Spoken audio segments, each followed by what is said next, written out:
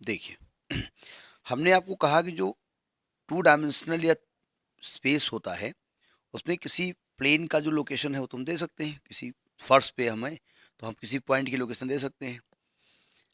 हमने भी बताया कि भाई आपकी बिल्डिंग की लोकेशन जैसे है तो एल्टीट्यूड और उल्टा बोल रहा हूँ बार बार, लैटिट्यूड और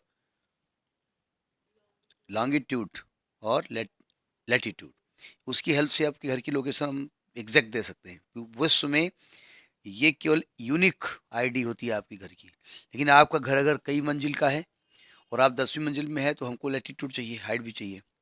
तो उसको एक्सप्लेन करने के लिए मैं देखो जितना सिस्टम जो बनाया गया कोऑर्डिनेट उसका उद्देश्य एक ही है, किसी पॉइंट की लोकेशन को लोकेट करना यूनिवर्स में, ये मतलब है। ठीक है, एक ऐसा इंट्रोडक्शन देना कि हर आदमी समझ जाए कि हाँ उस पॉइंट के बारे में हम इंट्रोडक्शन दे रहे थे।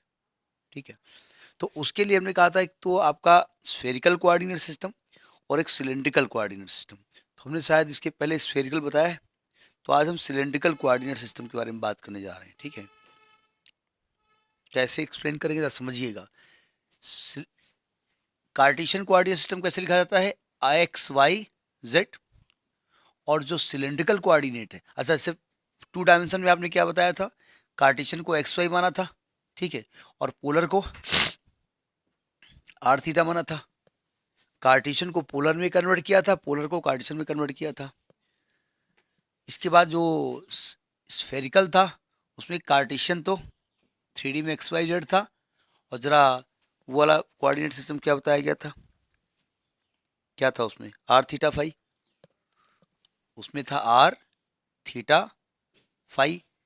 तो आर और थीटा और फाई में आर आर क्या था, थीटा क्या था, फाई क्या था,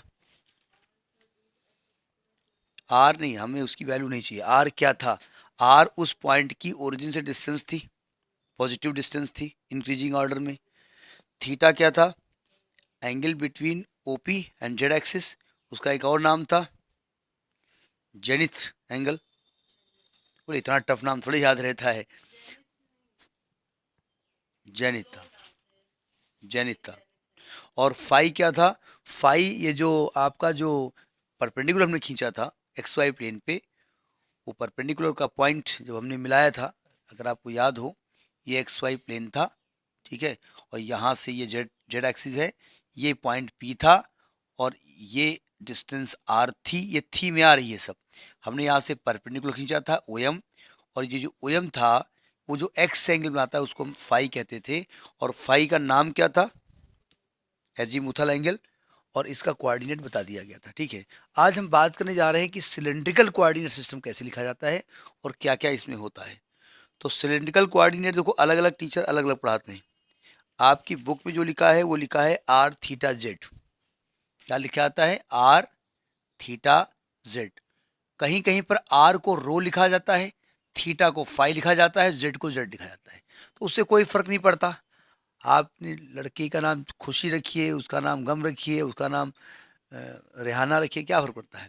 तो ये खुशी है या रेहाना है, जो भी हो, कोई भी नाम आप रखिए, तो दोनों चीज़ें हैं। अब आर क्या है, थीटा क्या है, जेड क्या है, कैसे बनाया जाएगा, इसके बारे में बात करने जा रहे हैं। तो पहले इस डायग्राम को समझें। ये एक्स वाई जेड एक्सिस है। अब आप कह रहे हैं बात सिलेंड्रिकल के कर रहे हो और बात एक्स वाई जेड कर रहे हो। दिक्कत ये दादाजी है, इंट्रोडक्शन इनसे दिया जाएगा। ये दादा, इनका ये बेटा, इनका ये नाती, इनका ये, मतलब इन्हीं से इंट्रोडक्शन होता है। यही बेचारे सबसे मतलब जो, हाँ हेड है, मतलब फैमिली के सब हेड यही है। ठीक है, ये एक पॉइंट है जिसका कोऑर्डिनेट हम जो देते थे वो देते थे एक्स वाई जेड। ठीक है, एक्स वाई जेड के हिसाब से क्या होता था, देखो ये एक्स वाई प्लेन है ऐसे, ये ऐसे प्लेन है, ठीक है, और या यूं कहिए अगर आप बोर्ड समझो तो ये एक्स वाई प्लेन है, ये जेड एक्सिस है। अब बोर्ड में ऐसे जेड एक्सिस कैसे खोसे हम, ऐसे हथौड़ी लेके ठोके तो संभव नहीं है। ठीक है, तो हम क्या करते हैं, यहाँ से एक परपेंडिकुलर खींचते हैं, इसका नाम कुछ दे दीजिएगा, हमने जो आपकी बुक में वही नाम दे देते हैं, इसका नाम बी दे देते हैं। अब पता नहीं बुक में है कि नहीं है। अब इस पॉइंट पे पहुंचने का तरीका इसमें कार्टेशियन सिस्टम में क्या था कि ये तरीका था, ओ से यहाँ तक एक्स है, ये वाई है, और आप कहाँ पहुंच गए, आप इस पॉइंट पे। अगर 2D की बात करें तो इस पॉइंट का कोऑर्डिनेट क्या है, एक्स कामा वाई, अगर 2D की बात करें, ये जो एक्स वाई एक्सिस है ना, यहाँ पर ये एक्स वाई प्लेन है, ठीक है, और ये आपका वाई जेड प्लेन है, ये आपका एक्स जेड प्लेन है, ठीक है। लेकिन अगर 2D की बात करें तो आप बोर्ड में ऐसे बनाते हो ना, ये ओरिजिन, ये एक्स एक्सिस, ये वाई एक्सिस, ये एक्स कामा वाई, इधर एक्स इधर वाई, ये बनाते थे आप। तो इस पॉइंट पे पहुंच गए, बी पॉइंट पे, बी परपेंडिकुलर है। अच्छा, बी से अगर हम एक्स को मिलाएंगे तो ये एंगल कितना होगा, ये भी 90 होगा, ठीक है। अच्छा, ये प्लेन पे परपेंडिकुलर है, और यहां से यहां पहुंचो तो ये दूरी कितनी है, जेड है, यहां से यहां तक दूरी कितनी है, जेड है। तो इस पॉइंट का कोऑर्डिनेट क्या हो गया, एक्स कामा वाई कामा जेड। दूसरा तरीका देखिए,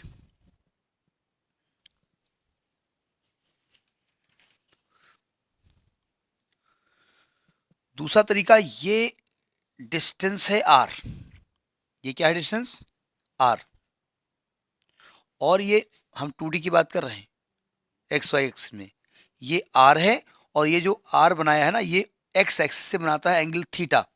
तो इस पॉइंट का कोऑर्डिनेट क्या हो गया, R comma theta, polar coordinate, और ये दूरी कितनी है, जेड। तो इसका कोऑर्डिनेट क्या हो जाएगा, R comma theta comma Z. इसी के बारे में हम बात कर रहे थे। तो डायग्राम समझ में तो आ गया होगा, ठीक है। पहुंचिए फिर इसके बारे में बताया जाए। अब ये आर आपको दिक्कत करेगा अभी, क्योंकि मैं कहूंगा R is radial distance of point P. Actually में ये जो पॉइंट पी है ना, ये भी आर डिस्टेंस पे ही है। तो डायग्राम में दिख नहीं रहा, अभी कैसे दिखेगा अभी आपको, ठीक है। तो यहाँ पर आर क्या है, ये डिस्टेंस भी आर है। अब आपको लगेगा तो बड़ी डिस्टेंस है, तो हमने मेजरमेंट करके थोड़े बनाया, ठीक है। अभी कैसे बनेगा हम बताएंगे। तो आर है आपका radial distance, radial distance of point P, point P. और आर की वैल्यू क्या हो सकती है, तो भैया 0 से लेकर इन्फिनिटी कुछ भी हो सकती है। ग्रेटर आर इक्वल टू 0 हो सकती है, और लेस देन इन्फिनिटी हो सकती है, इक्वल टू तो नहीं होगा इन्फिनिटी। थीटा क्या है, angular position of P, theta हमको कहते हैं। वो अलग की बात है, this line makes angle theta with x axis, लेकिन हम कहते हैं angular position of P, angular position of P. और थीटा की वैल्यू क्या हो सकती है, 0 से 2 पाई के बीच में पूरा हो सकता है। तो थीटा की value greater or equal to 0 हो सकती है, less or equal to 2 pi हो सकती है। और क्या बचा, जेड एक्सिस, तो जेड एक्सिस तो जेड के बराबर ही है, ठीक है। अब इसको कन्वर्जन कैसे करेंगे वो देखा जाए। इसमें हेडिंग पड़ती है transformation of cylindrical coordinate system to the Cartesian coordinate system. जितने भी पीछे आपने पढ़े हैं उसमें कहा कि polar coordinate system, transformation of polar into Cartesian, transformation of polar into cylindrical into Cartesian, इन्हें कैसे ट्रांसफॉर्म करेंगे। पहुंचिए यहाँ। अब इसको ट्रांसफॉर्म कैसे करें, मतलब अगर आपको एक्स वाई जेड दिया हुआ है तो आर थीटा और जेड कैसे निकालें, जेड तो जेड ही रहेगा ना। आप ध्यान से देखिएगा, ये एंगल 90 डिग्री है ना, ये पकड़ में आ रहा है क्यों 90 डिग्री है। तो अगर ट्रायंगल आप ले लें, इसका नाम दे दो ए, ओ ए बी। अगर मैं in triangle O A B ले लूं, ओ ए बी, तो क्या आप कह सकते हैं R square is equal to X square plus Y square, या आर की वैल्यू हो जाएगी under root X square plus Y square, कह सकते हैं, निकल आएगा आर। तो आपको अगर कार्टेशियन कोऑर्डिनेट दिया हुआ है तो आर की वैल्यू निकाल सकते हैं आप। अच्छा, थीटा निकालने के लिए वैसे तो अगर 2D की बात करें तो x बराबर आर कॉस थीटा होता है, y बराबर आर साइन थीटा होता है। और यहाँ बात करें तब भी समझिएगा, इसी ट्रायंगल में अगर हम साइन थीटा ले लेते तो साइन थीटा क्या होता है, परपेंडिकुलर अपॉन हाइपोटेन्यूज। परपेंडिकुलर कौन सी साइड होगी, हाँ ये थीटा के सामने होगी, तो यानी कि A B upon O B. तो ए बी हो गया आपका y और ओ बी हो गया आपका r। तो y की वैल्यू क्या आएगी, आर साइन थीटा, इसको इक्वेशन 1 डाल दो। और उसके बाद अगर हम कॉस थीटा लगा दें तो आएगा x अपॉन आर।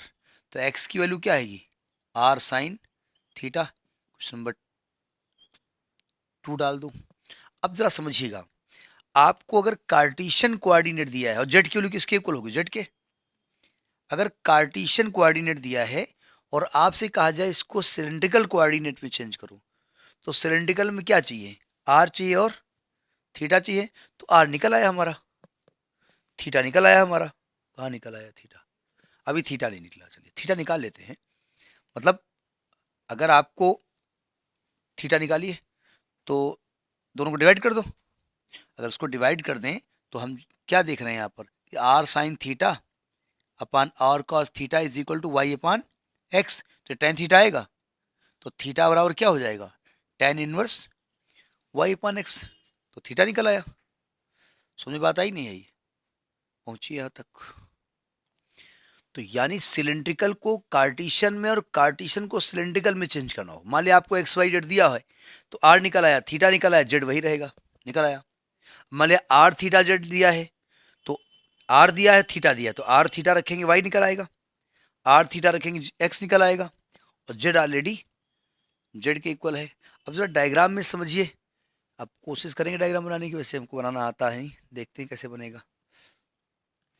देखिए अभी हम कह रहे थे कि जो आर है ना, हमने लोकेट यहाँ किया था आर को, हमने कहा था ये पी पॉइंट का रेडियल पोजीशन है। एक्चुअली में ये है ये कि ये आपका जैसे ये पॉइंट आप पहुंच रहे हैं, ये सिलेंडर है, आप ओ से ए पहुंचे, ए से यहाँ पहुंचे, ये पॉइंट आपका यहाँ पर है, ये पॉइंट यहाँ पर है, और ये कंडीशन है आपकी सिलेंड्रिकल में, ठीक है, ये कंडीशन है, ये आर है। तो देखो ये ओरिजिन से आर है ना, तो एक्चुअली ये वाली चीज आर होगी यहाँ पर, ये चीज आर होगी। तो आप दिखाएंगे तो यहाँ से इसको छोड़ो, कंफ्यूज जाओगे। यहाँ पहुंचने के लिए क्या करोगे, यहाँ से यहाँ गए, इस सिलेंडर पे यहाँ पहुंचे, और फिर ये यहाँ पहुंच गए। अरे यहाँ सिलेंडर होगा कि नहीं होगा? होगा ना, तो पूरा गोल सिलेंडर है ना, तो सिलेंडर के ऊपर ही आपको चलना है कुल मिलाकर, इसलिए सिलेंड्रिकल कहा गया है। तो ये थीटा है, ठीक है, ये एक्स पहुंचे, यहाँ पर पहुंचे एक्स कामा वाई पहुंचे, ये जेड पहुंचे, और यहाँ पर हो गया आर थीटा जेड कही दी है, या एक्स वाई जेड कह दी। समझ में बात नहीं आई? ये सिलेंड्रिकल कोऑर्डिनेट सिस्टम इसलिए ऐसा बनाया गया है, ठीक है। डायग्राम बनाने की कोशिश की है, नीचे वाला शायद चपाती बन गया है। अरे ठीक है, दिख रहा है। समझ में आ गई बात?